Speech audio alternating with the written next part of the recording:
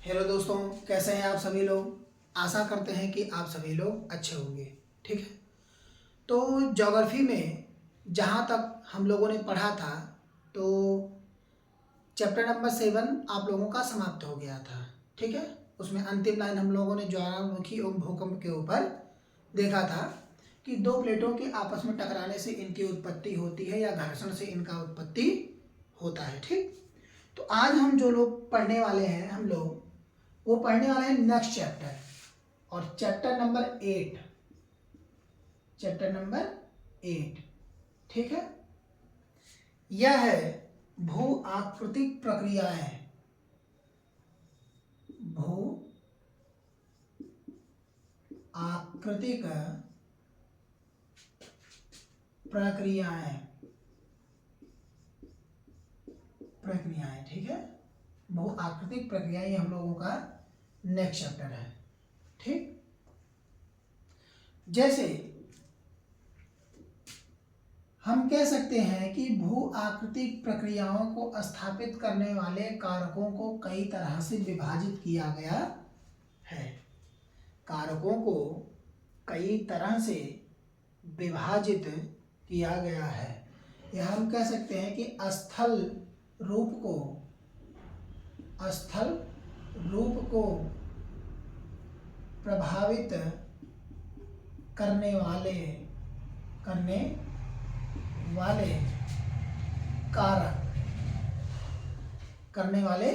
कारक। ठीक है, तो ये दो प्रकार के होते हैं। स्थल रूप को प्रभावित करने वाले कारक दो तरह के होते हैं। पहला है अंतर्जात बल,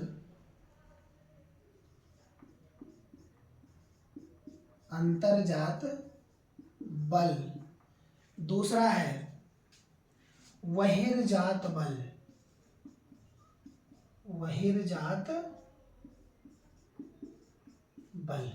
ठीक है, अंतर्जात बल आगे चल करके दो तरह से विभाजित हुआ, और उसमें पहला था पटल विरूपणी बल। ये दो तरह से आगे चल करके विभाजित हुआ। इसमें पहला है पटल विरूपणी बल तथा दूसरा है आकस्मिक अंतर्जात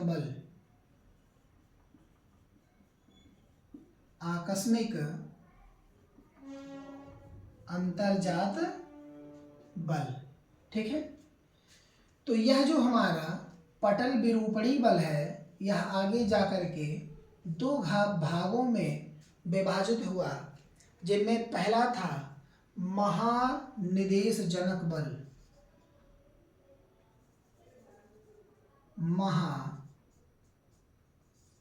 महानिदेश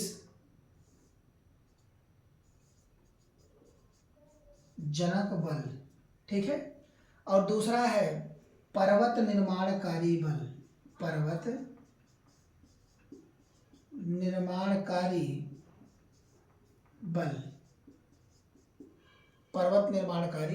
बल।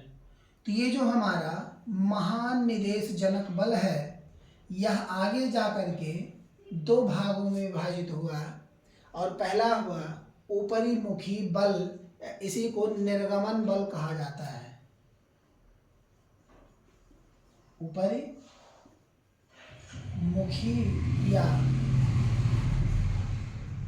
निर्गमन बल। ठीक है, और दूसरा है वह है अध्योमुखी बल या निमज्जन। अध्योमुखी बल या निमज्जन इसी को कहा जाता है। निमज्जन या अध्योमुखी बल। ठीक है, और ये जो पर्वत निर्माणकारी बल है, यह आगे जाकर के दो भागों में टूटा। इसमें पहला था तनाव, और दूसरा है संपीड़न। ठीक है, तनाव एवं संपीड़न। तो जो ये तनाव है, यह एक ही प्रकार से होता है, और वह है भूपटल विभंग,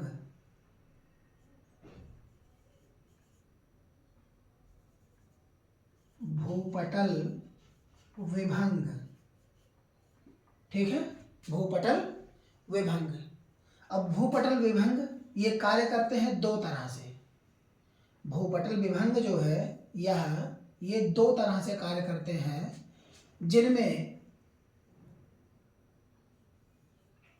पहला है, इसमें भूपटल विभंग में पहला है चटकन और दूसरा है भ्रंशन,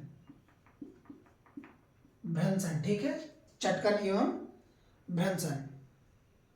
और इसमें जो संपीड़न है, यह संपीड़न एक ही तरह भूपटल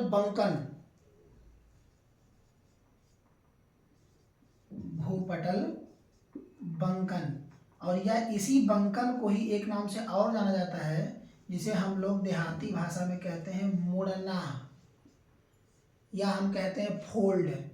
ये आगे जा कर के दो तरह से टूटा, जिनमें पहला था संवलन और दूसरा है वलन, ठीक है। संवलन की प्रक्रिया दो तरह से होती है, उत्संवलन एवं अवसंवलन। ये प्रक्रिया दो तरह से होती है, जिनमें पहला है उत्संवलन और दूसरा है इसमें वह है अवसंवलन, ठीक है। अब हम आते हैं बहिर्जात बल पर, ठीक है। बहिर्जात बल आगे चल करके दो तरह से विभाजित हुआ। क्यों?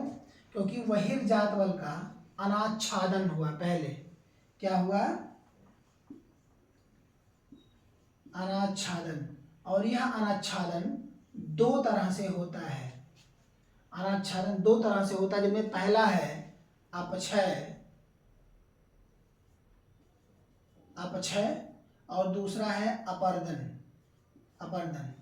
और यह अपक्षय 5 तरह से होता है, जिनमें पहला है बहता जल, दूसरा है इसमें पवन, तीसरा है हिमनद, और इसमें चौथा है सागरीय तरंग,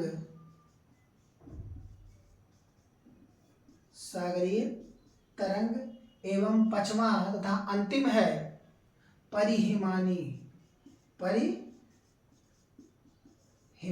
ठीक है।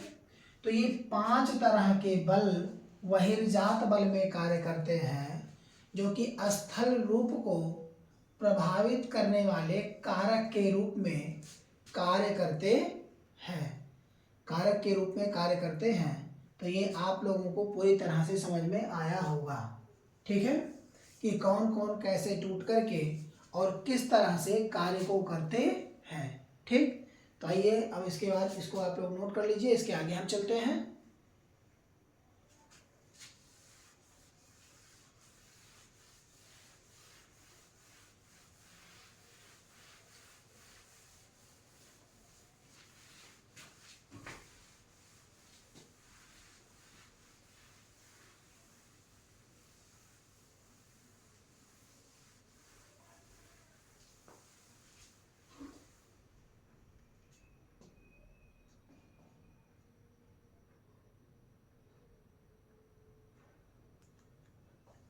जैसा अभी हमने कहा कि पृथ्वी के सतह पर दो तरह के बल कार्य करते हैं। पृथ्वी की सतह पर दो तरह के बल कार्य करते हैं। पहला जिसमें है अंतर्जात बल, ठीक है, एवं सेकंड और दूसरा है बहिर्जात बल, ठीक है, बहिर्जात बल।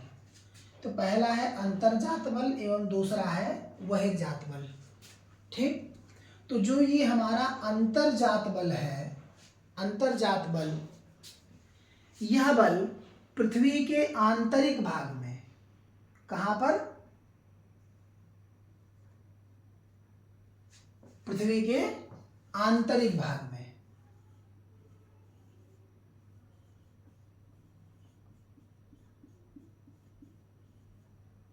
आंतरिक भाग में उत्पन्न होता है, उत्पन्न होता है तथा यह पृथ्वी पर होने वाले, किस पर? पृथ्वी पर होने वाले विषमताओं का सृजन करता है।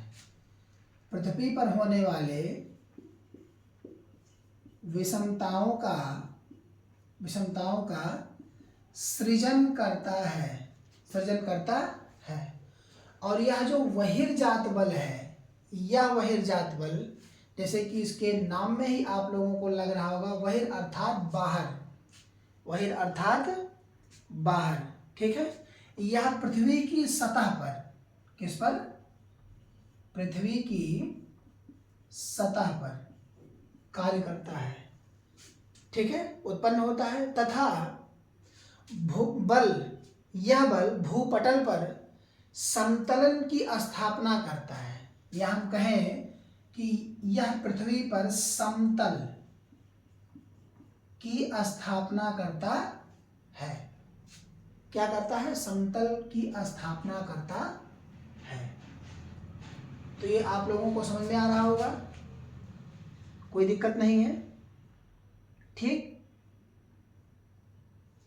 अब अगर हम इसमें बहिर्जात बल को देखें तो बहिर्जात बल हम क्या पाते हैं कि पृथ्वी के बाहर यह कार्य करता है तथा पृथ्वी को समतल करने का कार्य करता है, यानी कि उत्पन्न तो यह पृथ्वी के ऊपर ही होता है बहिर्जात बल, ठीक है। तो इस बहिर्जात बल के मुख्य स्रोत, तो मुख्य स्रोत के तौर पर यह सूर्य से अपनी ऊर्जा को प्रदान करता है। मुख्य स्रोत के तौर पर तो हम कह सकते हैं कौन है, जहां से बहिर्जात बल अपनी ऊर्जा को ग्रहण करता है, तो वो है सूर्य। कौन है? सूर्य, ठीक है। तो यह किन किन का सामना करता है? तो जैसे कि कतरनी तनाव, एक होता है कतरनी तनाव। इसका क्या तात्पर्य है कतरनी तनाव का? इसमें चट्टानों और अन्य पृथ्वी के सामग्री को तोड़ता है, अन्य पृथ्वी के सामग्री को तोड़ने का कार्य करता है। तो हम यह कह सकते हैं कि जैसे चट्टानी भाग तथा पृथ्वी की अन्य सामग्री को तोड़ने का कार्य करता है। कैसा कार्य करता है? तोड़ने का, ठीक है। आणविक तनाव, इसमें क्या करता है ये? तो तापमान परिवर्तन के कारण इसमें अनाच्छादन की प्रक्रिया होती है। तापमान परिवर्तन के कारण, जैसे गर्मी में तापमान ज्यादा मिलता है, गर्मी में कैसा मिलेगा? ज्यादा, और ठंड में हो जाएगा कम, तापमान। क्यों? क्योंकि सूर्य उसमें लेट में निकलता है ठंड में, इसीलिए तापमान यहाँ कम हो जाएगा। तो इसी तापमान परिवर्तन के कारण बहिर्जात बल में भी परिवर्तन होता है, और उसी परिवर्तन की क्रिया के द्वारा अनाच्छादन होता है। किसमें? बहिर्जात बल में, ठीक है, जिसमें भू आकृति प्रक्रियाओं के अंतर्गत आता है। जैसे अभी हमने कहा कि यह समतल करने का कार्य करता है, ठीक है। फॉर एग्जाम्पल के तौर पर हम कहें तो इसमें अपक्षय जो होता है, वह सामूहिक तौर पर होता है। कैसे होता है? सामूहिक तौर पर, ठीक है, अपक्षय होता है। या इसी को हम संचलन, बृहद संचलन, क्षरण आदि नामों से भी जानते हैं, ठीक। आज के लिए इतना ही, बाकी हम इस पर कल बात करेंगे। और इसमें अनाच्छादन की जो प्रक्रिया होती है वह किन किन माध्यमों से होकर के गुजरती है, इस टॉपिक पर हम कल बात करेंगे। ठीक, तो आज के लिए इतना ही, बाकी आप सभी को धन्यवाद। हमारे चैनल से ज़रूर जुड़ें और ज़्यादा से ज़्यादा सब्सक्राइब करें, जिससे हमारी वीडियो आप सभी तक पहुंच सके। धन्यवाद।